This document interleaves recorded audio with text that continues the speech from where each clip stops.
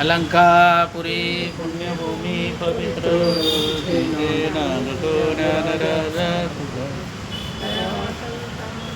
शून्यराशी नमस्कार माझा श्री सद्गुरु ज्ञानेश्वर श्री पुंडलिका श्री ज्ञानदेव पंढरीनाथ भगवान श्री माऊली ज्ञानेश्वर महाराज जगद्गुरु श्री संत तुकाराम महाराज सर्व संतांनी की अपने अपने माता पिता गणपती बाप्पा मोर मंगलमूर्ती कैवल्याचा पुतळा प्रगटला भूतळा कैवल्याचा पुतळा प्रगटला भूतळा चैतन्याचा जिवाळा ज्ञानोबा माझा चैतन्याचा दिवाळा ज्ञानोबा साधकांचा माय बाप दरुशन हरे ताप साधकाचा माय बाप दर्शने हरे सर्वभूते सुखरूप ज्ञानोबा माझा सर्वभूती सुखरूप ज्ञानोबा ज्ञानियांचा शिरोमणी वंदजो का पूजस्थानी ज्ञानियांचा शिरोमणी बंधुका चिंतकांचा चिंतामणी ज्ञानोबा माझा चिंतकांचा चिंतामणी ज्ञानोबा चालविली जड भिंती हरली सांग याचे भ्रांती चाललेली जड भिंती हरली सांगायची. मोक्ष मार्गीचा सांगते ज्ञानोबा माझा मोक्ष मार्गिका सांगाती ज्ञानोबा रेड्यामुखी वेद बोलविला गर्भदीजांचा हरविला रेड्यामुखी वेद बोलविला कर्मप्रियांचा शांती रूपे प्रगटला ज्ञानोबा माझा शांती प्रगटला ज्ञानोबा ब्रह्म साम्राज्य दीपिका वर्णिये लिखिते चिटिका ब्रह्म साम्राज्य दीपिका वर्णियेली विठोबाचा प्राण सखा ज्ञानोबा माझा विठोबाचा प्राण सखा ज्ञानोबा गुरु सेवे लागी जाण शरण एका जनार्दन गुरु सेवी लागी जाण शरण एका त्रिलोक्याचे जीवन ज्ञानोबा माझा लोक्याचे जीवन ज्ञानोबा साधकांचा माय बाप दरुशने हरे ताप साधकांचा माय बाप दर्शने हरेता सर्वभूते सुखरूप ज्ञानोबा माझा सर्वभूती सुखरूप ज्ञानोबा ज्ञानोबा माझा ज्ञानेश्वरी घरोघरी अर्थात ज्ञानेश्वरीची कार्यशाळा या कार्यक्रमात आपलं सर्वांचं स्वागत आहे. आज आहे 26 ऑगस्ट 2026 आहे की नाही. त्याचं महात्म्य आज असं आहे की आज प्रसिद्ध सिने डायरेक्टर मधुर भंडारकर यांचा जन्मदिवस आहे. त्याच्यानंतर world equality day of women's world equality day म्हणजे जागतिक महिला समानता दिवस तो आजचा आहे.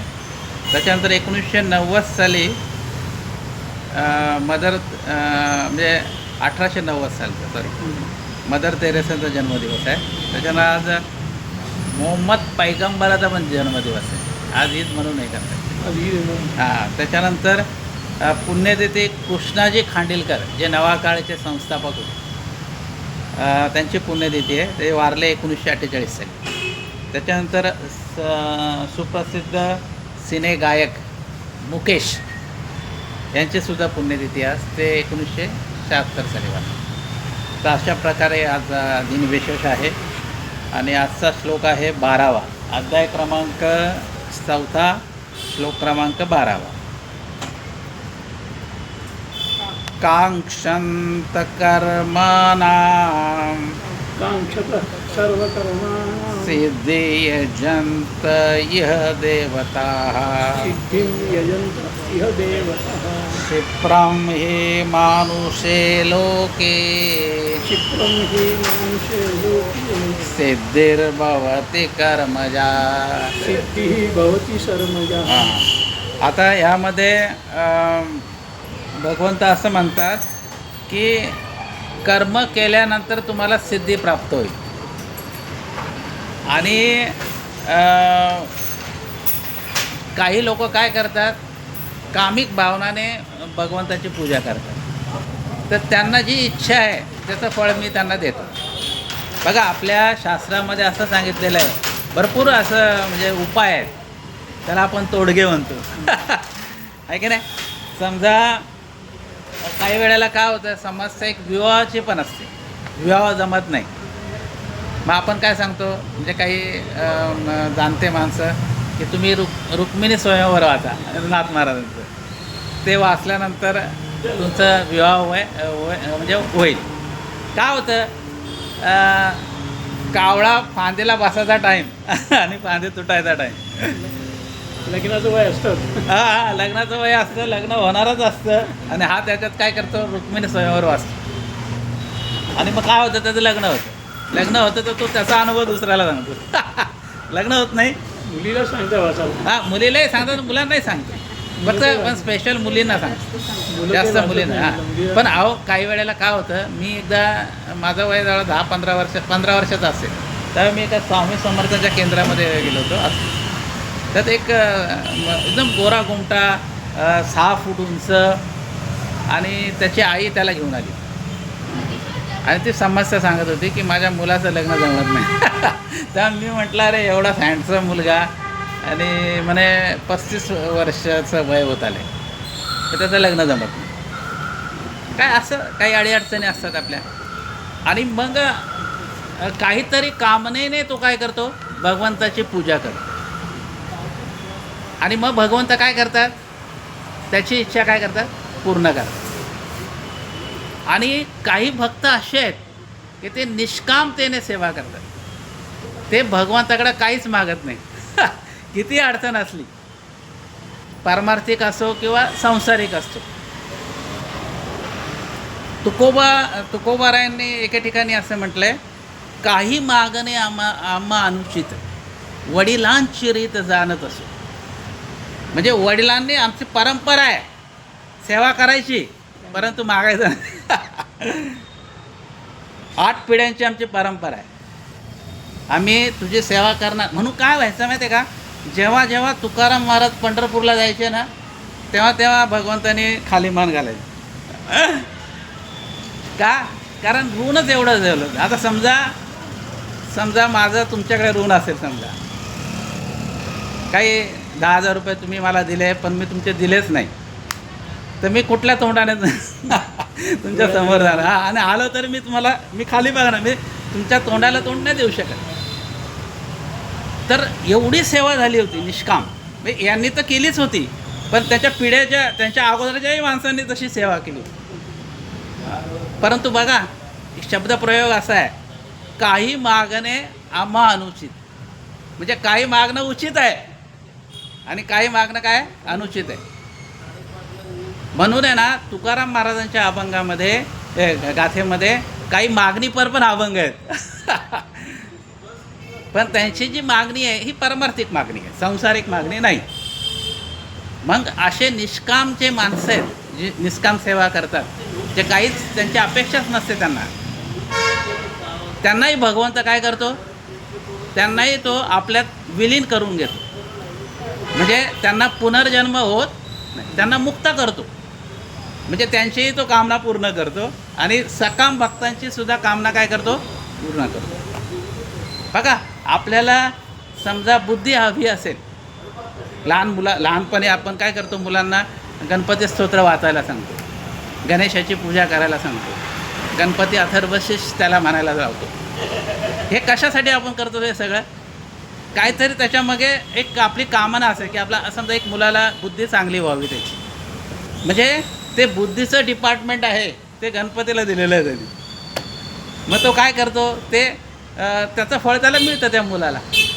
आणि लक्षात ठेवायचं आहे, भगवंताचं जे कार्य आहे, तुम्ही सकामतेने करा, निष्कामतेने करा, ते वाया जात नाही.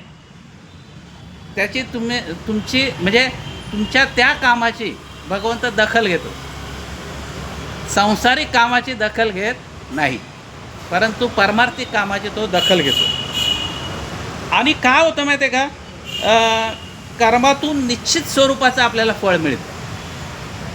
आहे की नाही. आणि दुसरी गोष्ट असं आहे की नशिबात असेल तर तुमच्या ते मिळाल्याशिवाय तुम्हाला राहत नाही.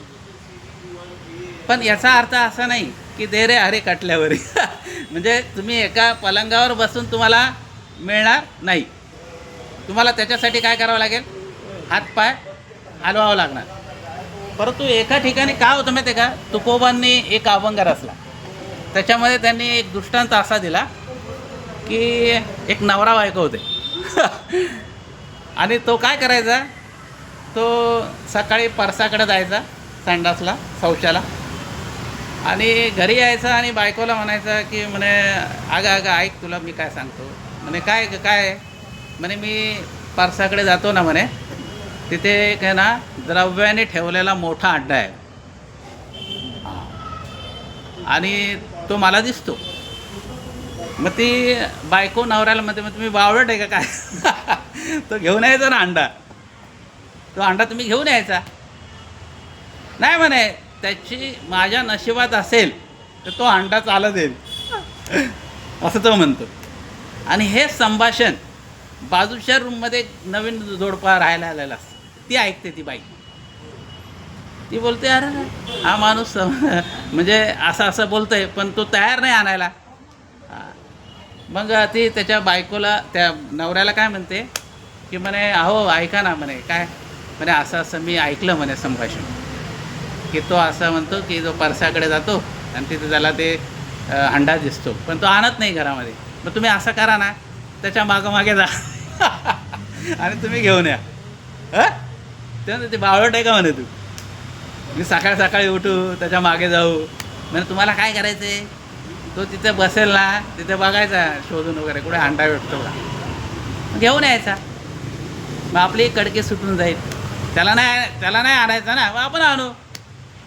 तो बोलला ठीक आहे म्हणे आता काय, आता शेवटी बायकोचं ऐकावं लागतं मग तो अंडा म्हणजे त्याच्या मागे दुसऱ्या दिवशी तयारी करतो, तो उठतो, याच्या मागे हा जातो आणि तो बघतो की हा कुठं परसाकडे बसलेला आहे.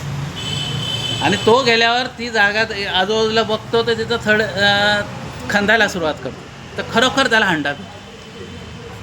अंडा भेटल्यानंतर तो काय करतो, ते सगळं खणतो आणि तो अंडा घरी घेऊन येतो. मग ती बायको म्हणते बघा मी तुम्हाला म्हटले की नाही तर आज आपल्याला लाभ झाला ना, मोहराचा लाभ होईल आपल्याला. तर मग त्यांना आनंद होतो. ते म्हणे आपण आता थांबू, आपण काय करू गुपचूप रात्री खोलू याचं तोंड आणि मग आपण सगळ्यात काय असेल ते बघू आपण, दिवसा नको गाजावाजा होईल. आणि ते रात्री काय करतो, तो ते तोंड उघडल्यावरच त्याला साप आणि कोळसा दिसतो काय दिसतो, साप आणि कोळसा. आणि ते दिसल्यावर पटकन लगेच तो ते तोंड परत बांधतो. तो बोलतो अरे असं आहे काय म्हणे, म्हणजे आमचा जीव घ्यायला निघाला म्हणे हा. असं करतो आता हा अंडा वरूनच टाकतो त्या घरातून म्हणजे रात्री. आणि मग तुम्हाला कळेल ते साप आणि कोळशे कसं काय असतं ते. कारण ते घर आहे ना कौलारू असतं. तो त्याच रात्री तो चढतो वरती, चढतो आणि तो 2-4 कौलं काढतो. ते नवरा बायको झोपलेले असतात आणि हा काय करतो, तो हांडा पालथा करतो तर खाली मोहरा येतात ते साप वगैरे नसतो. आणि ती बायको म्हणते अरे काय काय कसला पाऊस पडतो म्हणजे तुला मी बोललो होतं ना तर काय म्हणतं, तुला मी बोललो होतं ना माझ्या नशिबात असेल तर ते चालून येईल. त्याच्यातून ते अभंग कसा रचला माहिती का, सर्प विंचू दिसे धन आबाग या कोळसे, हा आला डोळ्यासी कवळ तेने मळले उजळ, तुका म्हणे नाड आणि पाप ठाके हिताड. बघा या संसार करताना काहीतरी तुम्हाला अडीअडचणी येतात. मग आपण काय करतो, भगवंताची काय करतो आराधना करतो. आणि मग आपण भगवंतही जेव्हा तुम्ही भक्ती करता तेव्हा तो तुम्हाला काय करतो, म्हणजे सहाय्य करतो आणि तुमची अडचण काय होते, दूर होते. आता अशा पद्धतीने हे जे चिंतन आहे याच्यामध्ये आता ज्ञानोबा आहे काय म्हणतात तो आपण बघू. बघा आता 71 क्रमांक घेऊ, 71 म्हणजे श्लोक क्रमांक 12 आहे, 12च्या खाली 4था अध्याय, पेज नंबर सांगा त्यांना. मिळालं. मग नाना हेतू प्रकारे मग नाना हेतू प्रकारे यथोचित उपचारे यथोचित्ते उपचारे मानिली देवांतरे उपासिती. मानिली देवांतरे उपासिती. आता मनुष्य काय करतो की नाना हेतू मनामध्ये ठेवतात आणि काय करतात, विधीपूर्वक माझी उपासना करतात. बघा आपण काहीतरी बघा, आपण एवढी काळजी घेतो, काय कमी नाही पडलं पाहिजे पूजेमध्ये, आहे की नाही. आपापल्या परीने आपण ती काळजी घेतो आणि विधिवत पूजा करतो. आणि काय करतात मग ते देवताचे पूजन करतात आणि पूजन केल्यामुळे काय होतं, त्यांना ते ज्यासाठी पूजा करतात ते फळ त्यांना प्राप्त होतं. पुढे बघा, जेत जे जे अपेक्षित तेथ जे जे अपेक्षित ते तैसेची पावती समस्त. ते तैसेची पावती समस्त. परी ते कर्मफळ निश्चित ओळखतू. परी ते कर्मफळ निश्चित ओळखू. बघा ज्ञानोबारायांनी किती मेघ साधलेली आहे बघा ह्याच्यामध्ये. म्हणजे माऊली अशी म्हणते, अरे कर्माचंच फळ मिळतं मी काही देत नाही. बघा एकदा तुकोबाराय जेव्हा सदैव वैकुंठाला निघाले ना, तेव्हा भक्त मंडळी त्यांच्या मागे आली. म्हणे महाराज तुम्ही चालले, आम्हाला काहीतरी द्या, आम्हाला काहीतरी तुम्ही द्या. म्हणे तुम्हाला मी काय देऊ मी तुम्हाला काय देत नाही म्हणे. मग त्यांनी एक अभंग रचला होता, कर्मधर्म तुमचे असावे कल्याण. कर्म नीट असेल तर तुमचं कल्याण आहे निश्चित, आणि कर्म तुमचं नीट नसेल तर भेवंडी निश्चित आहे म्हणून आहे की नाही. म्हणजे जे जे आहे ते आपल्या कर्माचंच फळ मिळतं. भगवंत काय एक्स्ट्रा देत बघा, आहे की नाही. किती म्हणजे जबरदस्त विचार आहे. पुढे बघा, आता वासुनी देते घेते अनिक. वाचनी देते घेते आणिक. निभ्रांत नाही सम्यक. विभ्रांत नाही सम्यक. एत कर्मची फळसूचक मनुष्य लोकी. तेथी कर्मची फळसूचक मनुष्य लोकी. वासुनी देते घेते अनेक. अरे अर्जुना, इथे देणारा पण कोण नाही आणि घेणारा पण कोण नाही. तुमचं कर्मफळ आहे, तुम्ही कर्मच आहे ना, तेच तुम्हाला देतं. मी काही कोणाला देत नाही. म्हणजे ज्याचे जैसे कर्म तैसे त्याचे फळ, आहे की नाही. बरोबर. आता हे पटवण्यासाठी ज्ञानोबारायांनी काय दृष्टांत दिलाय बघा. जैसे क्षेत्री जे पेरी जे ते वाचुनी आनन निपजे. का पाहिजे तेची देखीजे दर्पणा आधारे. बघा दोन दृष्टांत त्याच्यामध्ये दिले. आपल्या एक मराठीमध्ये म्हण आहे बघा, पेराल तसं जे पेरलं, गहू पेरलं तर गहू बाजरी येईल का. आणि दर्पणामध्ये जे आरशामध्ये आहे समोर तेच दिसणार तुम्हाला. तसंच आहे, तसंच आहे. म्हणजे आपण काय करतो, उगाच बुवाबाजीच्या मागे लागतो. म्हणजे कर्माला आपण महत्त्व देत नाही. कर्माला तुम्ही जर का महत्त्व दिलं तर कर्मच तुम्हाला काय देणार आहे, फळ देणार आहे. पुढचा दृष्टांत बघा आणखी. ना तरी कडेया तळवटी.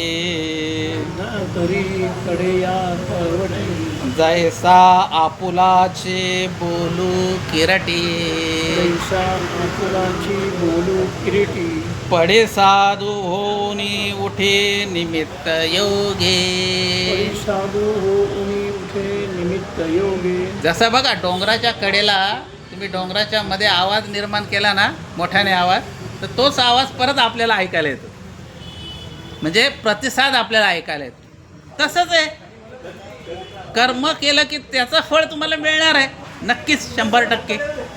त्याच्यामुळे कर्म करताना काय करायचं आहे, सावधानतेने करायचं आहे, काळजीपूर्वक करायचं आहे, कारण त्याच्यानुसार तुम्हाला फळ मिळणार आहे. शेवटी बघा, तैसा समस्तया भजना ऐसा समस्तया भजना मी साक्षी भूतू पै अर्जुना साक्षी भूतो पै अर्जुना एत प्रतिफळे भावना आपुलाली. फळे भावना आपुलादी. ज्याचं ज्याचं कर्म आहे ते त्याच्याकडे राहतं. मी फक्त साक्षीभूत आहे, मी फक्त बघणार आहे, मी त्याच्यात ढवळाढवळ करणारा नाही. आणि बघा, तैसा समस्त या भजना, जसं तुम्ही भजणार त्याप्रमाणे तुम्हाला ते फळ मिळणार. आणि मी काय करतो, मी साक्षीभूत होऊन राहतो. म्हणून आपण कर्म जर का आपण चांगलं केलं तर आपल्याला फळ निश्चित मिळणार आहे. आणि उद्याच्या श्लोकामध्ये भगवंत आपल्याला वर्णाश्रम सांगणार आहे, कसे कसे वर्णाश्रम पडलेले आहेत. बघा, भगवंतानी जाती नाही निर्माण केल्या, भगवंतानी काय निर्माण केलं आहे, वर्णाश्रम निर्माण केले, जाती आपण निर्माण केल्या आहे की नाही. ह्याचं सगळं विश्लेषण आपण उद्या बघू. तूर्त आपण आता रजा घेऊ. कुंडलिका वरदेव हरी विठ्ठल श्री ज्ञानदेव तुकाराम पंढरीनाथ भगवान की जय. माऊली ज्ञानेश्वर महाराज, जगद्गुरु श्री संत तुकाराम महाराज, सब संतन की जय. अपने अपने माता पिता की जय. गणपती बाप्पा मोरया. मंगल